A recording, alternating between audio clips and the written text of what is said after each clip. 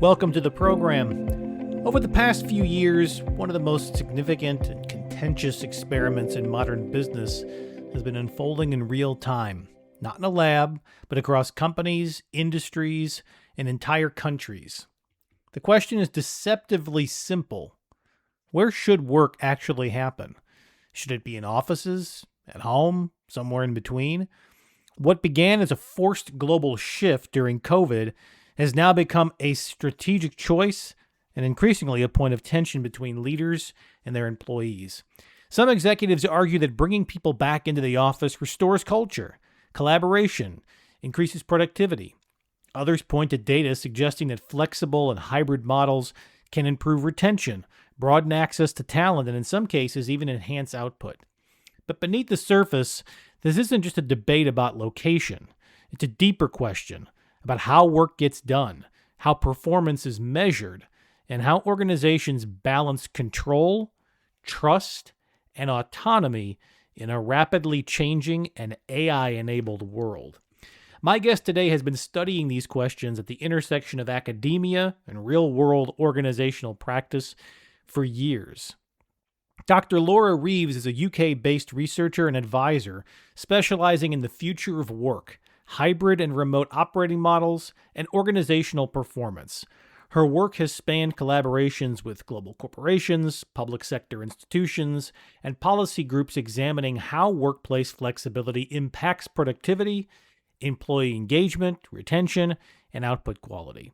She's contributed to research and advisory work connected to leading academic and policy institutions in the United Kingdom, and her insights draw on both empirical data and direct engagement with leadership teams navigating post-pandemic workforce transformation. Her academic work is published in leading journals including the Journal of Business Ethics and Work, Employment, and Society, with practitioner articles in the HR Director Journal. Dr. Reeves is also a business lecturer at the London College of Contemporary Arts, a visiting senior fellow in business management at the University of Suffolk, where she supports PhD students, and is the director and co-owner of the WellWorks Consultancy, which provides digital products, online courses, and bespoke consultancy to help organizations improve how they support women's health in the workplace.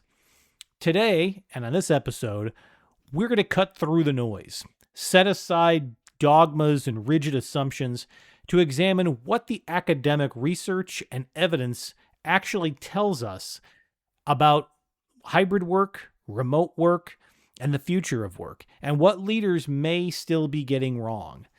It's an important conversation for anybody running a business, anybody in executive leadership, entrepreneurs just getting started, and for anyone who cares about the future of our global economy and an increasingly AI-enabled workforce. We spent a little more than an hour talking about all of these topics, and it's my privilege to present that conversation to you right now with Dr. Laura Reeves. Laura, welcome to the program. Hiya, how are you doing? Very good. Thanks for taking time to join us and speak with our global audience. I have given a brief introduction of your biographical background, but nobody can introduce themselves like themselves. So for the benefit of our audience who might be hearing from you for the first time, I'd love to give you a chance to introduce yourself. Well, thank you for having me, and hello, audience, global audience. I'm Dr. Laura Reeves. I'm a UK researcher, and I am in the space of researching what we call over in the UK the future of work. So I am very much interested in looking at organisations can run and operate into the future, and one of those specialisms of mine is looking at hybrid work and remote work and how it operates and how we should be operating in terms of workplace structure, and how we move forward and not necessarily move backwards. Excellent. So let's begin with some foundational definitions about how, in the purpose of this conversation today, we're going to define hybrid work and remote work. I think most people probably around the world understand the concept of fully remote work, but just based on how you do your research and how the academic literature on this is coming along, let's give our audience some basic definitions of how you think about this. So academically speaking, there's some ambiguity at the moment around what hybrid working is. It tends to be this split between office work, so being in the office 9 to 5 and doing your job and your duties in your job from the office. And then you have this split to have this luxury, as some organizations now call it, to work from home a couple of times a week. But the exact definition in terms of my research and how people are defining it in practice seems to be gearing towards a strict numerical measure between you have 2 days in the office maybe and 3 days at home. And that is what I'm seeing in terms of the trend, in terms of the definition at the moment, is that organizations are defining it and sticking to that kind of measurement around, well, hybrid work is we work in the office 2 days a week and we work at home, or vice versa. And it seems to be moving away from any other kind of broader definitions around flexibility. And traditionally, before the word hybrid work came into the literature, we did talk about flexible working. And it was more to do with flexibility and having the ability and the empowerment as an employee to be flexible in where you're working and how you're doing your job. But yeah, at the moment, it's that kind of measurement between being in the office and being at home. So let's talk about it from a research perspective. We've had a number of years internationally of hybrid work experiments, fully remote experiments that really took off after the COVID-19 pandemic.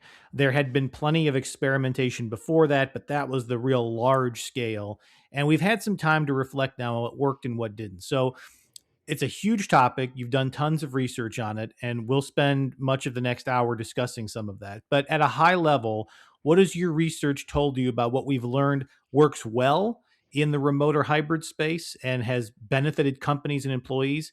And what are some of the maybe top two or three downsides that perhaps we're still navigating? I think let's think about the benefits of what's working well. I think you're getting a better sense of a work-life balance for your employees in terms of having that flexibility, as I spoke about, the reduced burnout rates that employees are experiencing, and their better autonomy to manage their day.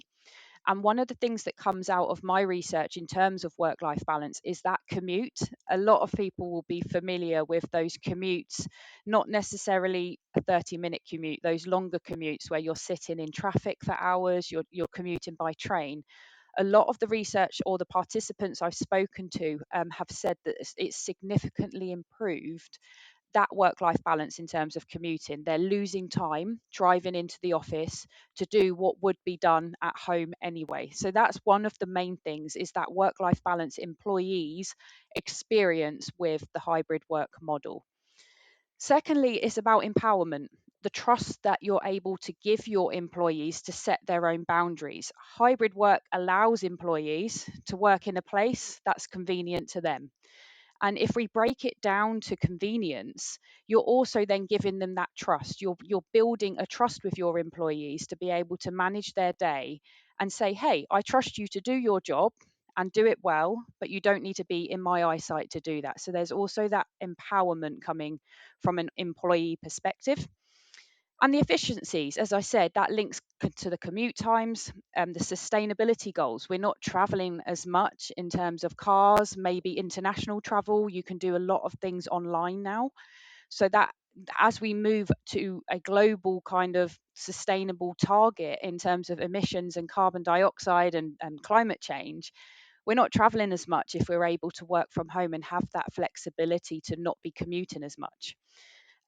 But if you look at it from the challenges, then it's more from the perspective of management where the challenges and the drawbacks are coming. So the benefits tend to be more around the employees. You're building that trust, you're building that empowerment with your employees. But from a manager's perspective, they're also seeing elements of social isolation with employees. So they're not getting that connection with employees and their team. So the disbursement between the team and the employees means there's less social interaction on a day to day basis and higher risks of loneliness, not really picking up on if anyone's struggling when you would in the office, and reduced sense of belonging. And that is something that I think has been spoken about with this mandate to return to the office, is, oh, we need that social interaction and that community building. And that was something that is coming out from managers that I've spoke to, that they just haven't quite got that isolation right. When when we are remotely working from home, people tend to get on with their job and not really converse with each other, and have lost that in connection in the workplace. Um, and the other challenge, they said that to get that isolation or reduce that isolation, there needs to be more proactive engagement from managers. So there's lots more responsibility on management to be more proactive and to be engaging with employees and finding out what they need. And that is where managers seem to struggle, not necessarily because they're not able to do it in terms of their own capabilities, but they've got an additional responsibility now, making sure that they are proactively socializing and ensuring their team is socializing from afar effectively. And it takes longer to build the trust. There is trust for managers, and they're building that trust. But when new employees come into an organization, they aren't having that trust that they feel like they are having when they are in the office. And I remember this conversation with this gentleman I had a couple of years ago, and he said, I interviewed someone online. I didn't know much about him. And as soon as I met him, I instantly trusted him. But it wasn't until he met him as a colleague that he got that trust from him. So that trust building has become a challenge as well in terms of speaking to managers. And what does a hybrid actually mean? That is my main question. That is the main challenge. What does it mean? Does it mean just a strict 3:2 ratio, 2:3 ratio? Or are we looking more for that idea of flexibility in operations, in people, in systems and processes to make our organizations truly hybrid? So let's tackle one particular aspect of this that I've heard several times. We have a lot of listeners to this show who either run businesses or they're part of larger organizations, they have large teams. And one of the things we heard, I would say, I started hearing this in 2022 and 2023 as the COVID restrictions started to ease, companies started to figure out what their new normal was going to be. And the topic that came up was some of the employees had jobs that could only be done in person, whether that was the retail side of their business, whether it was some hands on technical work. If you worked in a factory, obviously working with your hands, there was a non negotiable. And in fact, many of those people had to work through the pandemic as essential workers in person anyway. And then there was this other 60 or 70% of the company that was more of your headquarters based, your office based, your functional. And those jobs could very easily be done either fully remote or partially remote. And so leaders had this, what they felt was a bit of a fairness issue, where a portion of their workforce, which tended to be the lower paid portion of their workforce, had to go in through the pandemic, was having to go back either full time or mostly full time in person. And then there was this other white collar, higher paid part of their workforce that had all this flexibility, and it felt unfair and unbalanced, and they had a hard time explaining it. And so many of them just defaulted to, well, if some of us have to be in full time, we all have to be in full time. Almost an intellectual exercise of throwing up your hands and saying, well, I don't know what's fair, so I'm just going to do what I think is the most even. Do we have any research, or do you have any views from folks that you've worked with on this about this question of fairness and this question of cohesion in a company where some jobs absolutely have to be done hands on, but a large portion of the company really doesn't, and how you make this work as a single company, a single entity? It's come up in the research. It's a question that managers grapple with, particularly in what we call these mixed organizations, these ones where they do have multiple functions across different operations. And I think what the conversation I've had with mainly managers, because it comes up more as a management tension, is around what is equity? What is fairness? How can we deliver fairness and equity instead of making sure that everybody is equal? So the conversation is moving between equity and equality. Equality being that everybody has equal, is equal. We all are treated in the same way. We all are in the office if we have to be in the office to eliminate any inequality. But if we move towards the idea of equity, we then are able to think about things in a way where we're not talking about everybody has the same, but we're treating people fairly. So if you are in a job that needs to be in person, then it's it's not about having, you're not going to be equal. It isn't it, you can't compare apple and oranges, is what I think is a lot of managers are trying to grapple with. And I think to a certain extent that leads to having their hands tied behind their back a little bit, because how can you say to someone, well, you need to be in the manufacturing plant, we cannot make this organization work without you there. But then equally, why do we need someone in the office who does an office-based job in the office? I think the point is here, the managers aren't comparing apples and oranges. They're trying to make it so they're comparing the same job responsibilities and making sure they're treated equitably. And then the same on the side where you're in person. And one of the things they've said going forward is when they're applying or advertising for jobs, they're making it very clear in the job description that it's either hybrid, remote, or in person. They're becoming very strict at how they're advertising for jobs and wording job descriptions. And I know that doesn't really tackle the problem, but I think there needs to be kind of some reasonableness and kind of some pragmatism around how we think about it in terms of equality and equity. Do we say that just because manufacturing or railways or key workers or anyone that physically needs to be manual workers, just because they can't work from home, does that mean we all can't work from home? I think it's a controversial question. It is, and I'm not saying it's an easy one to solve, but I think we need to move away from the idea of everyone needs to be equal to thinking about everyone needs to have equity, i.e., it needs to be fair, but in that you need to be able to compare like for like.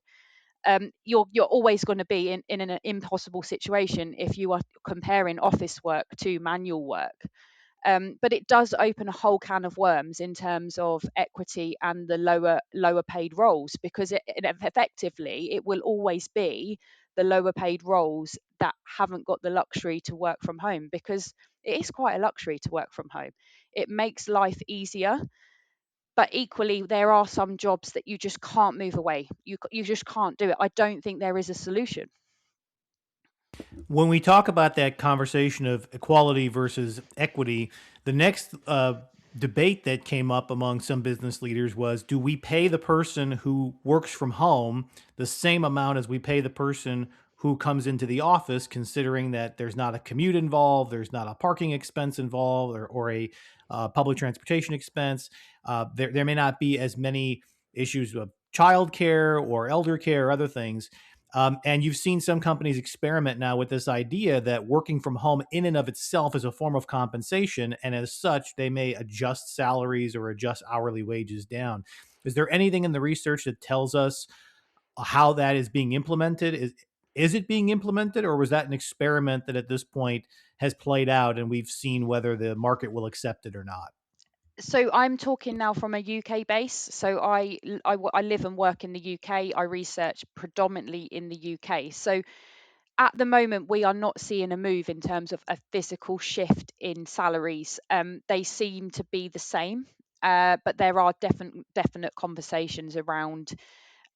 Take for instance London. London over in the UK. I'm not sure if you're familiar. We've always had something called London waiting, and weighting, i.e., has in not weighting as in the weight heaviness, and you're given almost a London weighting premium to work out in London if you live outside of London, and that was to compensate for travel costs and all of those things to get into the city, because unfortunately it's quite extortionate in the UK to travel. And as you know, it's not got any better in the recent month or so with what's going on around the world and the global issues with fuel and gas. But one of the things, the question is, should that London wait, is that needed? Because effectively people are being paid. Are they being paid for their job and their qualifications, or are they now being compensated for working at home? And I would argue, and this is kind of my position on it, it's not something that, as I said, is a contentious issue here. I think there is an issue around unhappy workers. If you start to move away from what they deem as their salary, Um, I think there needs to be an adjustment. I don't mean their base salary. I think any jobs that were given a weighting or a some form of compensation to travel, and as I know it in the UK, it is only London weighting as we had it. I don't think that should be something that people are getting on top of a base salary. Because in theory, the base salary is what you're getting to do your role, and the rest was for compensation and to alleviate the cost of travel and get people into the city. You're not doing that now. I can tell you for a fact it is very expensive to commute into London. I do it 4 days a week. I don't get London waiting. It's been removed. So it's kind of snuck out the back to new employees, but I'm not convinced that it's changed for existing employees. But I would be interested to hear if there are any viewers that can shed light on that as kind of a research base, if that is moving or shifting. But I know the conversations, particularly around civil servants, has been they're refusing to come back into the office, but they still want to be paid the same. And the implication of that is not just their salary, it's the pensions that are being paid because it's proportionate to the salaries. So there's a lot of contentious issues, but there's no movement as I see it at the moment. So it'll be an interesting one as things change. And I would say maybe there's some argument around if you're in the luxury of your own home, but then, are there other costs when you're at home? You're using your own Wi-Fi, you're on your own electricity, you're probably heating your house a little more because you're at home more. Is there an argument that actually the cost may not be travel, but there are other costs involved that you wouldn't have had if you was in the office 5 days a week during the day for 9 hours? Now, when we get into back decisions and research decisions, at the end of the day, the most important metric I think most leaders were striving for was productivity. And the fear that if we didn't have employees physically in the location that they were used to working, we would see a drop off in our company's productivity and therefore revenue and therefore profits. Now, the publicly traded companies where we could see that data, there really, if anything, appeared to be benefits to productivity and to revenue. We saw some of the highest profits we'd seen from many large multinational companies after the worst of the pandemic shutdowns passed and leading up to 2022. So, as an outsider who didn't have access to all the private data, it certainly seemed that productivity not only didn't take a hit, but it may have actually improved. And yet, in the years since, the argument that we've heard from many larger multinationals is that to accelerate productivity and to continue the building of our companies, we need to have people together, almost countering the objective data that many of us saw. So, in the research that you've done and the companies you've studied and you've looked at, what is the data actually telling us about the productivity of a remote workforce, a hybrid workforce, versus an in-person workforce? If we stripped away everybody's preferences and just looked at the raw data, what are we? Is there anything conclusive? I guess is how I should begin the question. It's a mixed. It's a mixed. It's a mixed view at the moment, and I think it's because of the way the research is being done. I think you're looking at it from either an employee perspective or an employer's perspective, and they both are completely opposite to each other. So, from an employee's perspective, I think the figures are something like 93% of employees that took part in a people management survey recently cite improved concentration. And 72%, I think the figure was, cite better time management skills, which means that they're highly more productive at home because they're doing more in less time and they're able to move on to the next task. But if you look at it from an employer's perspective, there's this what we call, and I think this is coming, it's an interesting one, they call it the trust gap. 43% of organisations think employees are more productive at home, while 20% feel they're less productive. And the actual research around it puts it down to what we call a trust gap, i.e., it's a perceived less productive because you can't see them doing the work. But when you speak to managers, they feel that they've got no issues with productivity, that they're not constantly chasing people to get things done. And sometimes, in some cases, particularly in professional settings, in office based work, people are actually doing more in the time. And as I said, for less. So they're able to get their children to school, they're able to come home, they're able to do blocks of work, and you're not being interrupted by those those water cooler conversations that lead into an hour conversation about something that gets you distracted from the task you were doing. You're not being called more into in-person meetings. I think there's more structure around. You put a meeting in the diary for the next day rather than that kind of, oh, let's have a chat about it now and do it now. So there's more structure and time management around what people are able to do. So I think there's as I said, there isn't any signs that it's less productive to work from home, is all I can say with the data. um, but as I said, if you look at it from an employee's perspective, they're saying, well, it's great. I'm at home. I'm not commuting as much. I'm not as tired. I'm not being distracted by people who are coming up to me and having a chat, or going for lunch and having that extra 10 minutes to have lunch because you're having a chat.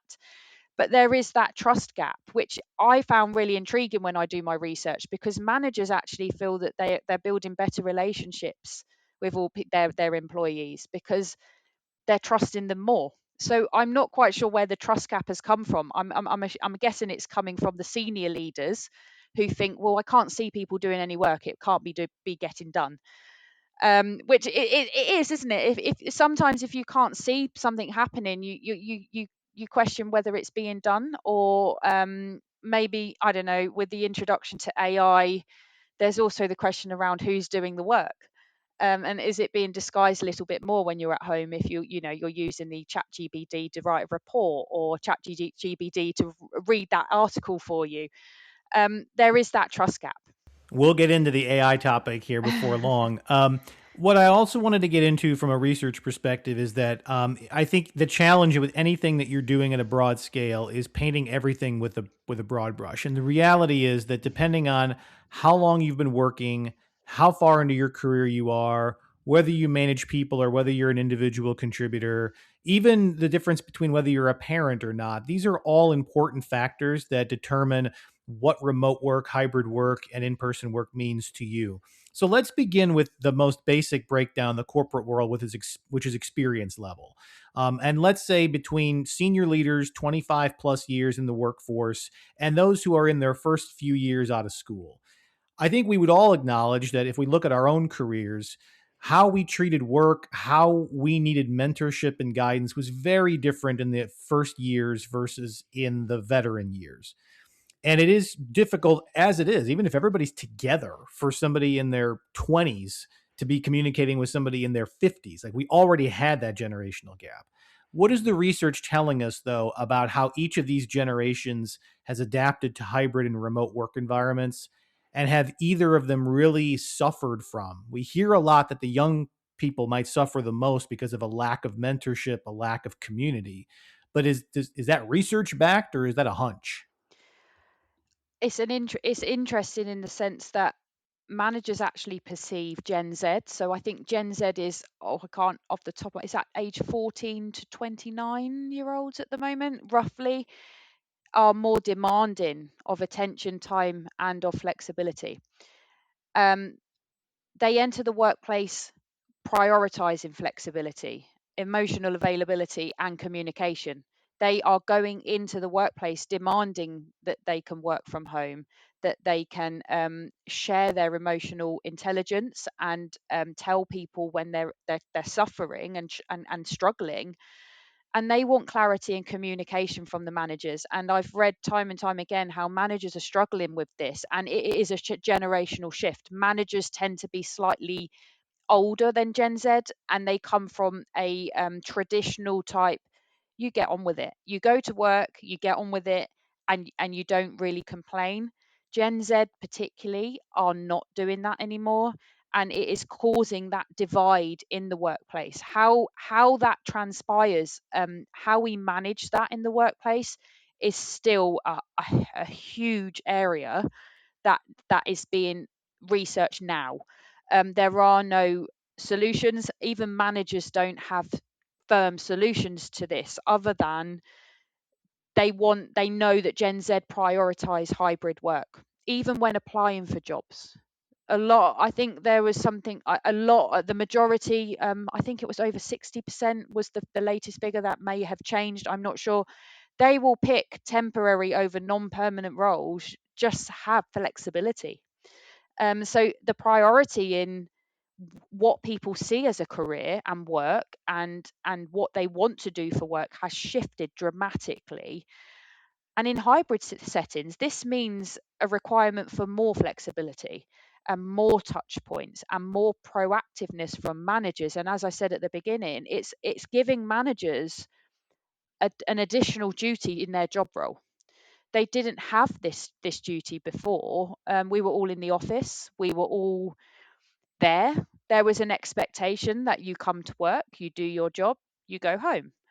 Now, the younger generations particularly want the flexibility. They want hybrid work. They will question, why do you want me in the office today if I'm going to be on Teams meetings?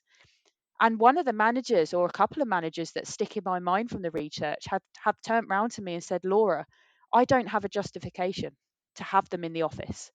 So managers are now faced with, I can't justify bringing people into the office if they are going to be sat on Teams calls all day. How, and that is a strong trend that comes out of my own data. I can't justify it, is what is coming from managers. And I know you did say, and I completely agree, you can't broad brush this. I think every organization is very different now, and I think they're becoming even more diverse in how they're managed, how they're set up, how they want to go forward. So I don't think you're going to have a broad brush set of rules around hybrid working. But yeah, the generational shift and the perceived commitment to what a career is, or the prioritization of social engagement, that isn't there anymore. Some people, as of a younger generation, aren't interested in socializing in the same way. And I've had many a conversations with managers and senior managers in their 40s and 50s working in the city.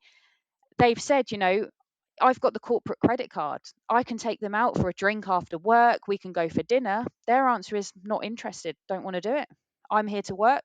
I don't want to have drinks with you, which I think on a personal level shocked this individual when we spoke. But that's the reality. There is a actual boundary between being at work and having your own social life now. There isn't. It seems to be that there's a partition for the younger generation, whereas traditionally, and I can speak for my father, they liked that they went to work to socialize, and that has changed again. I think one of the things I've heard too from younger generations, and it's really hard to argue the point, is, if you went through the last years of your schooling in 2020 and entered the workforce sometime between 2021 and 2023, you were told that we could finish your high level education remotely. We can hire you to a role remotely. We can onboard you remotely. We can basically do everything that is valuable to you in the beginning of your career remotely. And then all of a sudden there was a shift to, we can't trust you remote anymore.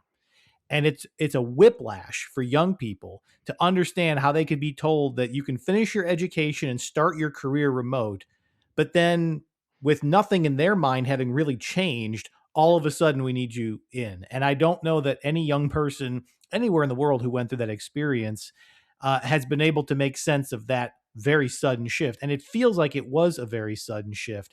Does your research tell us that that shift came from a particular data point? Was there a study?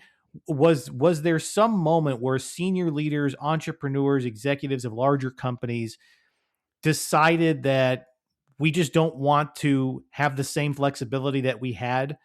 Or was it simply preference that leaders got tired of managing? As you said, they've taken on additional responsibilities. And in the absence of any more sophisticated approach, they just sort of threw up their hands and said, we're all coming back.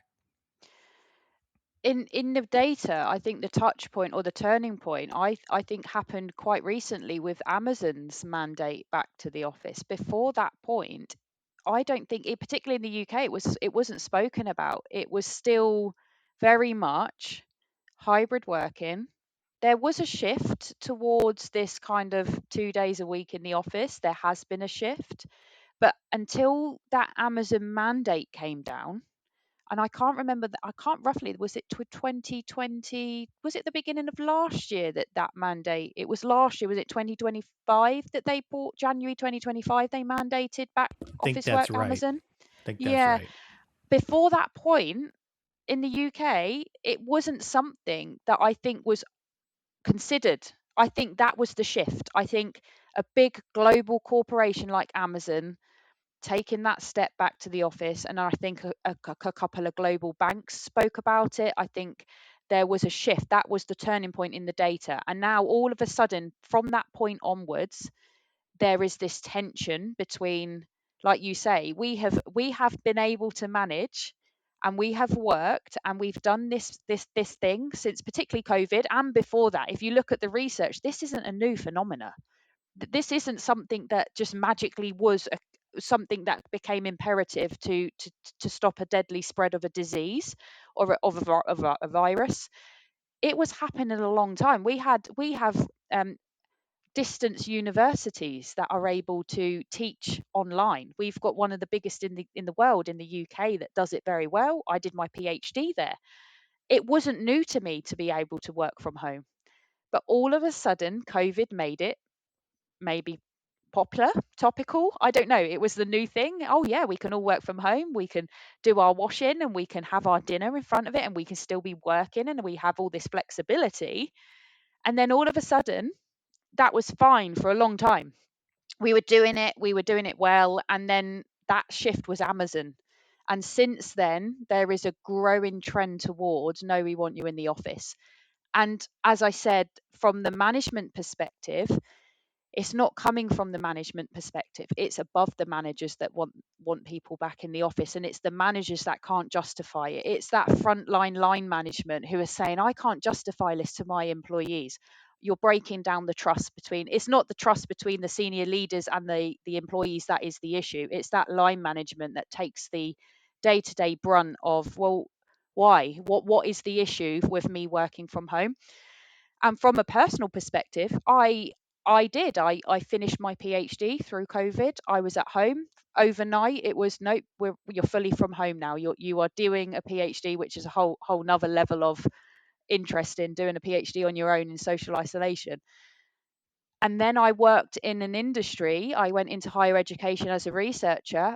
I never was in that office unless I had to be. And that was because there was this very relaxed understanding that we were trusted to do the work that we were doing. And then I think about 6 months ago that changed. There's a policy now, 3 days in the office, and there is this battle. There is a underlying battle of individuals saying, why is this needed? And I think that is going to be a continued question asked. Why do we need to be in the office to do a duty that we can do at home? And I don't think there, I think it is becoming, you're going to do it or you'll be fired. I think there is going to be that hard line that you either come back to the office and fulfill your duties, or we'll find someone else to do it. And I think we're at a tipping point. I think we said just before our call, it's back in the media again. We're talking about hybrid working. It's happening across the globe for different reasons. Why aren't we doing it full time? And if we can do it full time, let's find a way to do it well. Let's find a way that it works rather than being fearful of trust or productivity, or let's find a way to make it work for everyone. Yeah, for the context of our audience who might be catching this podcast later, we're recording on the last weekend of March 2026. Active conflict zone in the Middle East has been now for weeks. Many of those large financial centers in the Middle East, the UAE, Qatar, Saudi Arabia, other places have had to go remote for obvious reasons of safety.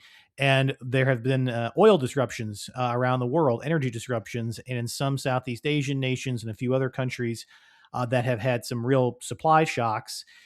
Fuel conservation is an issue. And so now, after all of these years, we're 5 years post the worst of the COVID lockdowns, we are hearing in pockets of the international business community once again a discussion of or actively having to work remotely. And it's been fascinating to watch the same discussions that were had in 2020 and 2021 are now back in some parts of the world here in 2026. And it's been fascinating to watch companies that for the last several years have been arguing that we can't work remotely, that it doesn't work for our business, that it's not the best productive use, now have no choice but to return to that and figure out a way to undo some of what they've said. And this has been a whiplash back and forth, not just since COVID, even before. So, in the context of everything I just shared there's one other topic I think that the research might be helpful for our global audience to consider, which is parents. One of the most important chapters of anyone's life is when they become a parent and all the new obligations that fall on their shoulders, and how challenging it can be to balance the obligations of young children, the challenges of childcare all over the world, and then having a full time or even a part time professional role where you're expected to be in person. Hybrid work did a lot to alleviate some, not all, of the pressures that come with that. Remote work obviously can give even more flexibility.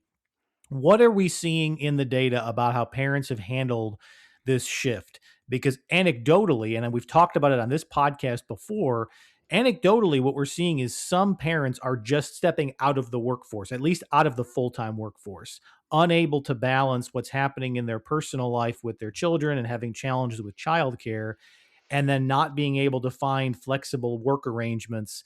If they have to prioritize, they're going to prioritize the family. And we've talked about how negative that implication could be for the global economy if we start losing entire sections of our workforce, simply because they want to work but can't find an arrangement with an employer that will give them that flexibility. Is the research telling us anything about these trends, particularly for those who are in those critical parenting years? Maybe they have kids under the age of 10, we'll call it. I think there's in the UK again. I'll repeat that if anyone's joining, I'm UK based, so a lot of the research I'm talking about comes from the UK. There's strong resistance from parents in terms of the return to office, and this isn't necessarily just coming from mothers. So I think the figure around 53% of fathers with school age children, so I think that's anywhere up to 18 years old in this country, resist or are strongly against or are seeking new roles if they're forced to go back into the office. And the reason I start with the male side of things is because there's a lot of research and conversation around the caring responsibilities and the assumption that they fall to the women in the workplace. And I'm not discrediting that at all. That is absolutely another issue because 64% of mothers are likely seek new roles if they're forced to return to the office. So there's a huge amount of workforce people who are skilled and knowledgeable who are actually saying, look, we will leave the workforce or seek another role. So if we look back to when we were talking about Gen Z and that flexibility, there seems to be a shift now to even parents saying, look, we just can't make it work. We can't just shift backwards and forwards from working from home 1 minute, mandating coming back to the office the next. And I think one of the key interesting bits is the decline in actual compliance. So by 2024, I think it is 53% of fathers have said they would quit. So they're not complying to that mandate. And that's up from 38% in 2022. And that 53% was recorded in 2024. So I'm guessing there's more data coming, but there's a big shift in terms of people are just not complying. They will say that we will leave the workforce. And of course, that is slightly higher for women, but I think it's really interesting that fathers are taking the same approach and they're not complying wholly to this return to office mandate. And 60% of parents say they just cannot balance work and childcare costs and rising travel costs. And I think that has become or will become, as you mentioned, with the issues around potentially conserving fuel and the shortages that may come. Who knows what will happen in the next 3 weeks, let alone months. Um, we're having to conserve because of the cost of travel. So will that push us more back into working from home, and that it's not a matter now of mandating because we can. It is going back to the idea that it's a necessity to conserve. So do we, is it just when it's convenient? And I think that probably is springing to mind for me. Is this return to mandate, or this return to office mandate, is it because it's convenient to do so? And are you going to just switch back when it's convenient, for the organizations to say, actually no, we need to go back to mandating hybrid work now? I don't think the answer is keep yo-yoing between the two. As I said, we need to find a solution that works and adapts quite well. And it brings me to how we define hybrid working. I'm looking at the moment at framing hybrid working and trying to academically frame hybrid working around the idea of flexibility. So it's how we embed flexibility into the processes, systems, and operations of an organization so that we can adapt to the turbulent world we live in. We cannot kind of ride the wave of these shocks, I don't think, with just toing and froing between, oh, 1 minute we're in the office, one minute no, you can remote work now because it's convenient to do so.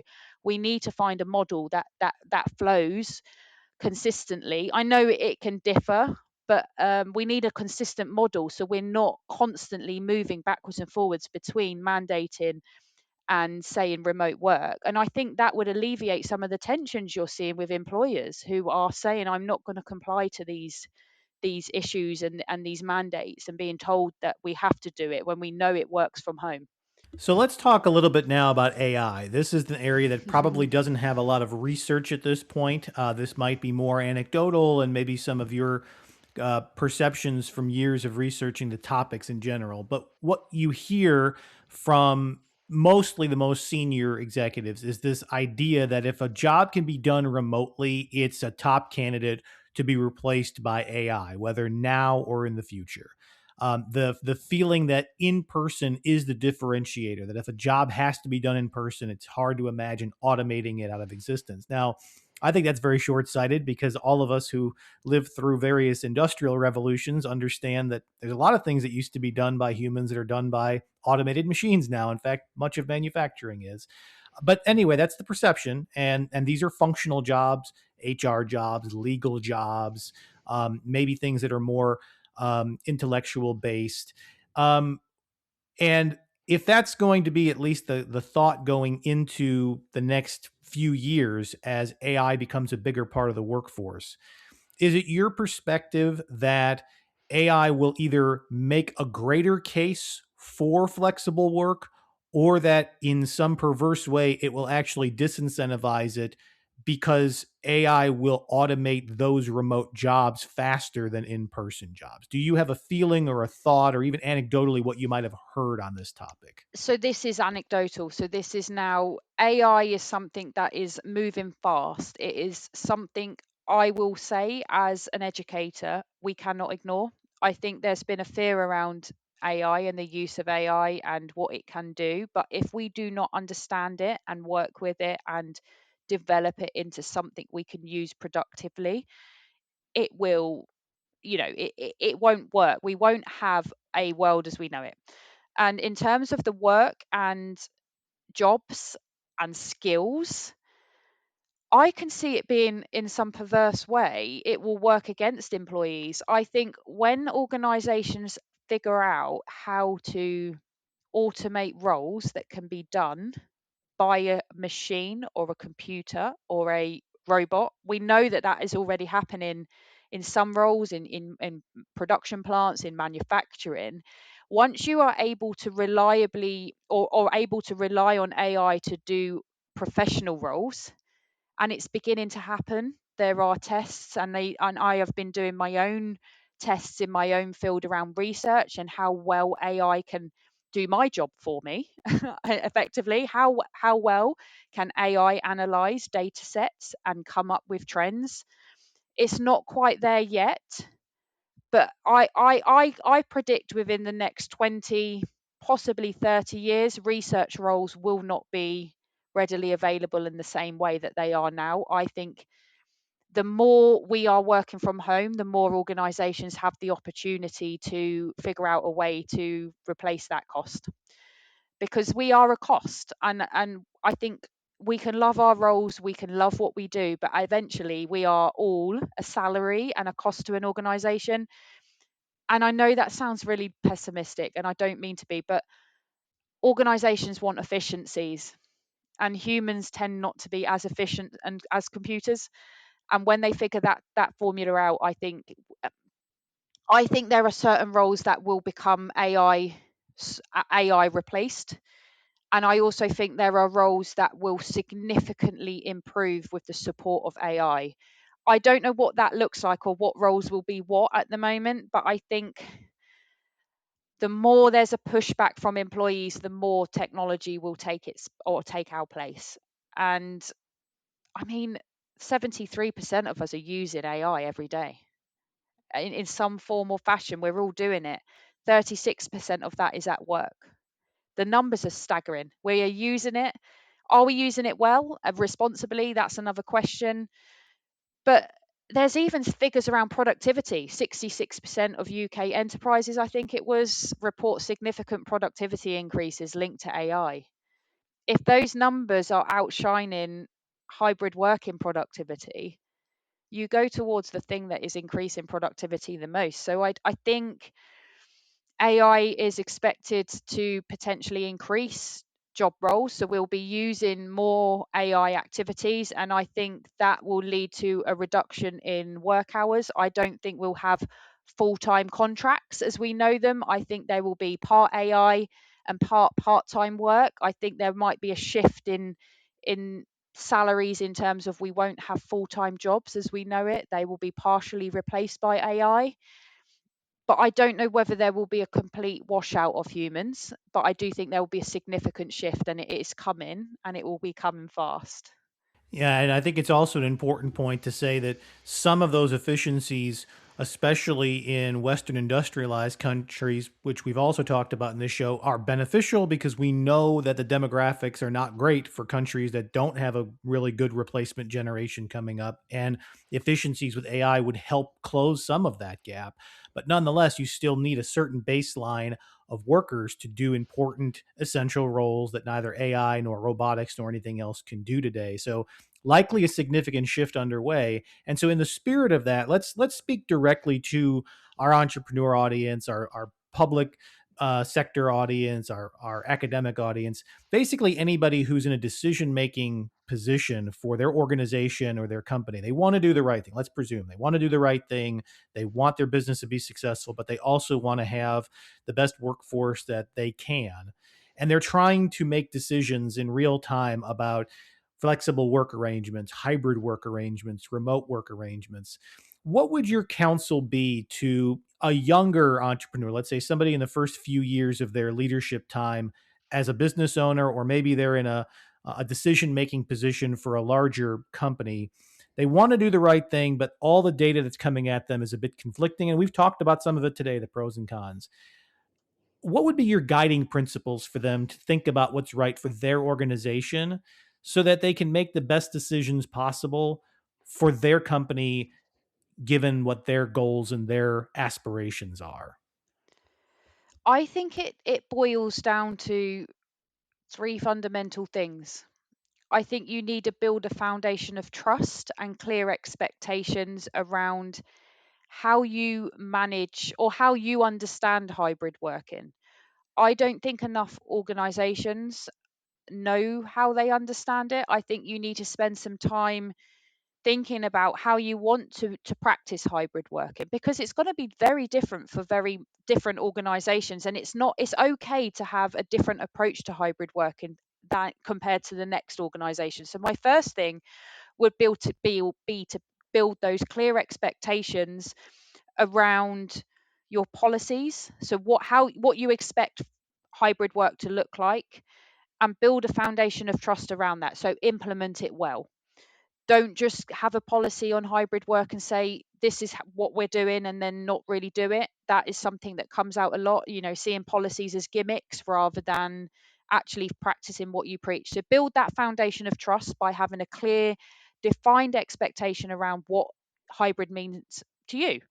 And as I said, that will look different for everyone else. So that could be you're in the office 2 days a week. We're not looking at in terms of we're not measuring your outcomes. We're going to be, we're going to be measuring your outcomes, not your presence. So just looking at how you want to define hybrid work would be the foundation for me. Think about it, make sure you're happy with it, and be very clear about it. And if you do want people to come into the office, there's absolutely nothing wrong with that. Don't make it a mandate. Make the office somewhere people want to come to work. Have purposeful in office days.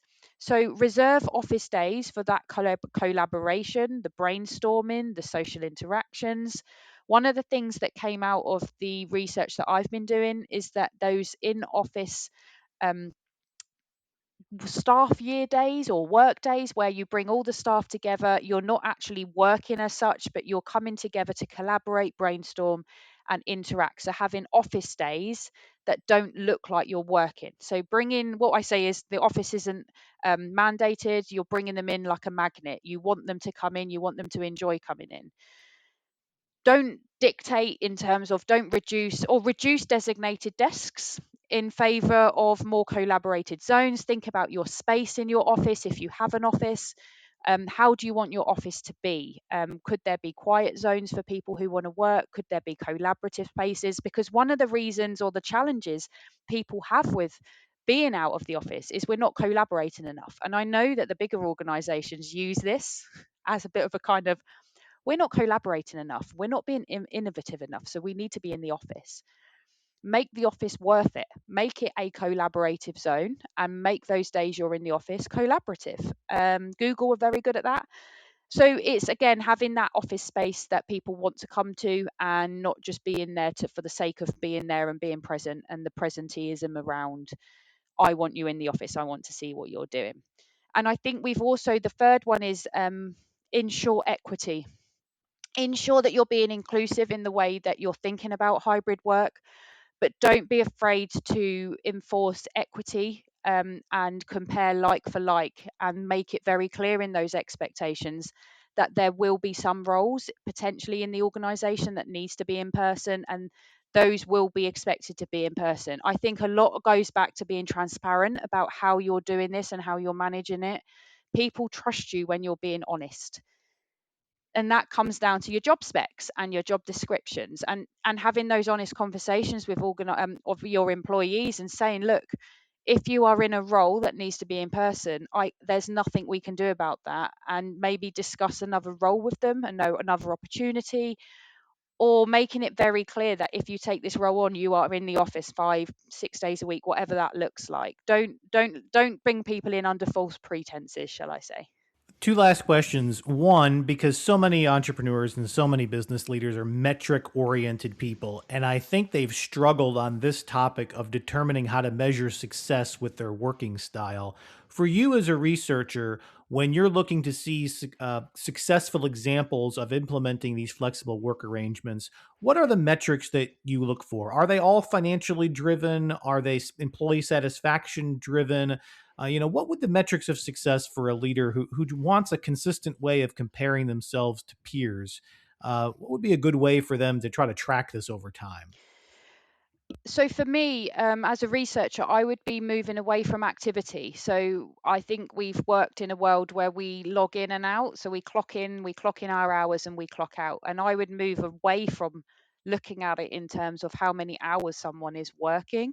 And that may be even take moving away from even putting it in a contract. Even my contract today tells me how many hours a week I need to work, and move into a combination of those quantitative numbers, so those productivity metrics and the outputs that you need. There's no moving away from those outcome based metrics. So goal attainment objectives, having those appraisals that are being tracked for employees, project completion rates, quality of output, you name it, project time cycles, anything that you are measuring in terms of productivity outputs, you still need to be measuring those, but don't track them in terms of how long it takes someone to do it. If they're doing it in half the speed, but you're still getting that productivity, I would still say you're successful. I don't think you need to say hours logged.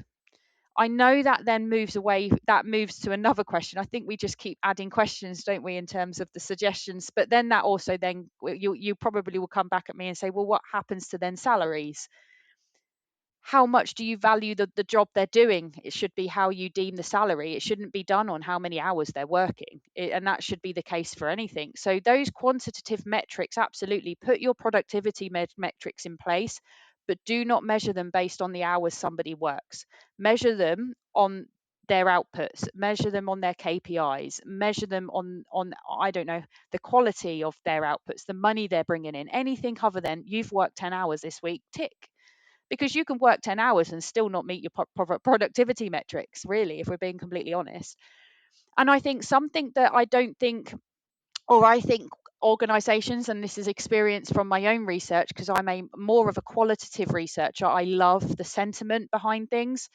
I think organizations can feel a little bit nervous around qualitative because it's not measurable in the same way, but engaging with well-being and engaging with retention rates and net performance scores or the promoter scores is always a great metric in terms of measurements. But talk to your employees. How are they feeling? Is there any sentiment analysis that can be done, workshops you can run to do some kind of thematic understanding of how they're feeling? Give them a voice. Don't just allow them to fill out a survey that you're giving them. Run some workshops, see what they're doing, how they're feeling, because you get a lot of good detail out of qualitative research that you may not get from the numbers. I say it to my students, and I will say it here. You'll get the what is happening with the numbers. You'll get the why from how they speak and what they say to you. Combine the both to measure the success of the hybrid work. I'm not saying just rely on them telling you it's great. I'm saying go in with an open mind, because actually you will get some good recommendations on how you can adapt and improve that model as well. If people feel empowered and trusted to be moving on and working on these models with you, you will be surprised at how effective that is in terms of improving your processes and the model in which that you want to work with hybrid. So, my last question, and I often ask this of folks in academic work or research, is what questions do you want to explore with your next rounds of research and analysis? Where is your head at trying to figure out the next big question in this topic of the future of work? So my biggest interest is how AI is going to change and adapt hybrid work settings, remote work settings, and the impact that has not necessarily on organizations, but the well-being of employees. My background looks at well-being more so than metrics. So even though I'm very clued up on the metric side, I'm really interested in the relationship between AI, the future of work, and the well-being of staff. For instance, does it actually help with burnout? Does it help relieve the pressure of employees in a positive way rather than just replacing jobs? So AI is a really interesting topic that I'm exploring, using myself, experimenting with. I think it's a great tool that we can all work with. I'm also very, very interested in something that I haven't yet mentioned, but is worth talking about in terms of a challenge. One of the things that came out of a particular study I did back in 2023 with managers, I was looking at the experience of sense of belonging managers had working from home. And they said their biggest challenge that didn't link to belonging at all was embedding new employees into hybrid work models. And they don't have a solution to that. So I've made it a mission of mine to find solutions and recommendations for practice, not just theory. How do we embed new employees into an organization but not revert back to bringing them into the office? How does that look, and how can we create new systems and new ways of embedding and inducting and training new employees? Because one of the challenges managers said is they're not picking up the softer skills, those skills that can't be taught, the ones, the communication in the office, the verbal cues you learn just by being around people. There's a significant gap managers are noticing with new employees.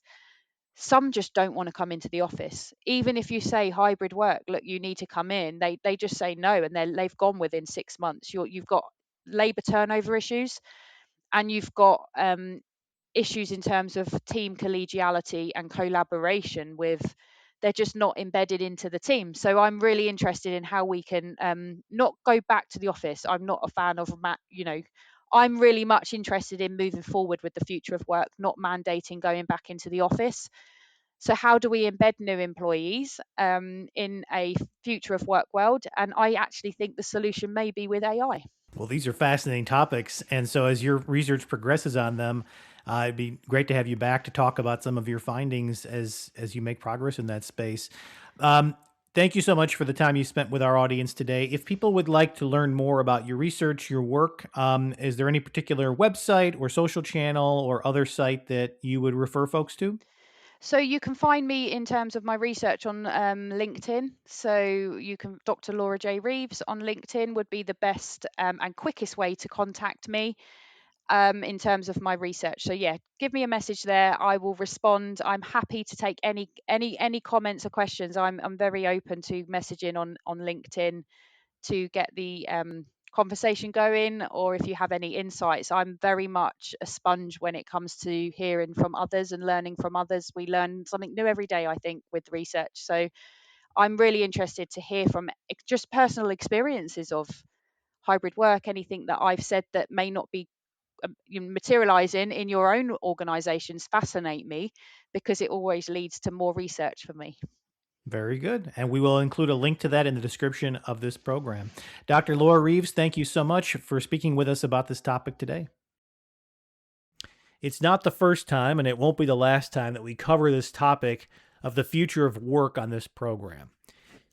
One of the things I have found interesting in looking into this and in researching it is how few people there are willing to argue the opposite end of the discussion that we had today. We have a plethora of academic research and plenty of business survey results backing the concept and the theory that remote work, hybrid work, and some variation of the two has proven to be just as productive, if not more, for the vast majority of businesses who've adopted it and who can adopt it, that the employees who take the opportunity to do this form of work aren't just as productive, if not more productive, that they generally burn out much slower, that they generally have a better balance in their mental and physical health, and that they aren't more productive for longer periods of time for the companies that they work for. Now, there are downsides, and we discussed some of them today, particularly for younger entrepreneurial individuals who will thrive in an in-person environment with that form of mentorship and apprenticeship. So we don't want to talk down the importance of spending some time together, meaningful time together. But I have found it interesting that as we have tried to find guests, whether they're academics, business leaders, or others, to evangelize the benefits of in-person only arrangements, full-time, 5-day a week in a physical office setting, as opposed to any form of flexible or hybrid work, almost nobody is willing to come on this show or any show like it to defend it. And the reason for that is because it is indefensible from an academic point of view. It's indefensible from a data-driven point of view. And so nobody wants to come onto a program like this for 60 minutes and defend an indefensible position. The reason that most of those businesses that have asked people to return full-time have done so is for one of three reasons. Number one, because they have direct exposure to corporate real estate, and it's important for their business model to ensure that large office buildings are filled with people, and they are setting an example themselves by bringing their people back into an office environment. But it has everything to do with the underlying loans against those buildings and keeping the value of commercial real estate office buildings high. Number two is an old school mentality. Leaders who don't want to adapt, who don't understand how to adapt, and are too lazy to try. And so it's easier for them to try to fight the inevitable change of history that is being accelerated by the day, and every global crisis that comes along every 3 to 4 or 5 years requires returning to a hybrid environment, returning to some form of remote work, or the pressures of an industry competitor who are stealing their talent require them to offer some version of flexibility. They just don't want to do it. And number three, those who insist that they can't supervise the work of the team without seeing it in person. But these are all personal preferences. These are all old school dogmas. These are all feelings. They're not data driven. They're not backed by any specific study or any specific metric that demonstrates beyond a reasonable doubt or that would withstand academic rigor or even common sense that those full-time sitting in an office 5 days a week, every day, the way it was in the past, produces better results. It's simply a feeling of security for the leaders of those businesses who don't feel as in control when they can't see their people. Now, I am a person who wants to follow the data and wants to follow the logic. And everybody that I know in the financial community does the same thing. They want the numbers to tell the story. They don't care about your feelings. There's famously another political podcaster who famously says that facts don't care about your feelings. And so why is this the only conversation where feelings seem to matter more than facts? Why is this the only debate about the future of work where we set aside research, data, studies, quantitative and qualitative, and go forward with just a hunch and a general feeling of what may, could, might, should possibly work? Now, what I want to offer as a personal opinion about this topic coming off of this interview and other research that we've done is to offer to business leaders out there who are making these decisions going forward to simply make it based off of the data for your business. And don't look for information to affirm your prejudged point of view. Objectively review the data from your company. If the productivity levels remain high, if the revenue levels remain strong, if your data from your competitors who are doing something similar to what you're doing are the same, simply let the data drive the decision. And there will be some companies where in-person models clearly demonstrate an advantage for those institutions versus those who work more remotely. We'll let that follow the data as well. But it is as lazy as it can possibly be to try to apply a one-size-fits-all answer to every industry and every company within those industries, knowing that industries are changing dramatically by the day, by the week, and by the hour. There is no one-size-fits-all. And sticking and clinging to old school ideas isn't going to get companies anywhere. It will leave some in the dust. And the AI revolution coming into the workforce only in the last couple of years is simply accelerating these trends. We don't know exactly where it's all going to go, but one thing that we can say is that an AI agent isn't a person. An AI agent will always inherently be a remote figure in your life because they don't exist. There is no personal interaction to be had. And interacting with an AI agent, whether at home, on your commute, on an airplane, international or abroad, wherever you are in the world, whether you're in an office or not, you're interacting with that agent, and the agent itself is by its nature always going to be a remote figure, nameless and faceless, and still doing important work. And for multinational companies with distributed workforces all over the world, incapable or unwilling to bring those teams physically together, remote work between managers, leaders, and individual contributors is going to be a regular part of their lives and their management forever. So my challenge to the leaders listening to a program like this, don't be lazy. Don't take the easy way out. Don't take the one size fits all, one way or the other. Don't just go all remote because you feel that that's the way that you were brought up. And don't go all in person 5 days a week on a mandate because that's how you were brought up. Let the data guide the process and experiment and let the results of those experiments speak for themselves. I don't think there's ever going to be a definitive singular answer, but what I do believe is that international crises will continue to force businesses to adapt their models and ways of working, and technology will only accelerate those. As I mentioned during the interview, I'm recording this program in the last week of March in 2026 with a significant military engagement taking place in the Middle East that's disrupting energy flows around the world. Another international crisis forcing some modern, westernized, large economic centers, specifically in the Middle East and Asia, to once again return to a remote working environment 5 years after the last of many of those requirements related to the COVID-19 pandemic were eased. This is going to keep happening. Every few years, there's going to be a pandemic, a conflict, some international disruption, some cybersecurity incident, some physical security incident. There's going to be technology disruptions. This is going to keep happening. And businesses are going to continually have to find ways to adapt to working, whether they want to or not. And so it's important that you, as a business leader, understand what works for your business. And if you find it, don't fight it.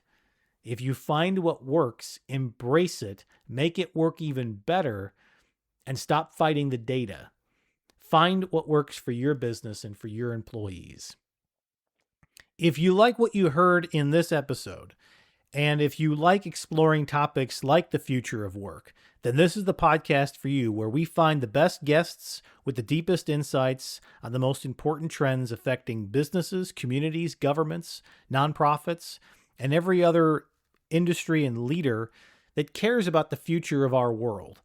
We do our best to cover all of those trends, give you a sneak peek around the bend, and keep you ahead of 99% of your peers who don't listen to this program and don't have the insights that you get by listening to our distinguished guests cover critical topics and the questions that you only hear asked on this program. If you like what you hear, first of all, I hope if you're not already a subscriber that you will subscribe to us on your favorite podcast platform or to our YouTube channel, that you will share this with your community and get others to join and subscribe and participate as well. And you can always follow along with us on our social media channels or my website, www.brianjmatos.com, where our latest episodes are posted, and my YouTube channel, where you can find clips of this and every other program that we've done over the past 3 seasons, and where we will continue to post some exclusive content that you'll only hear on that channel. Thank you all for listening again. Look forward to talking again very soon. And until next time, I encourage you all to stay curious.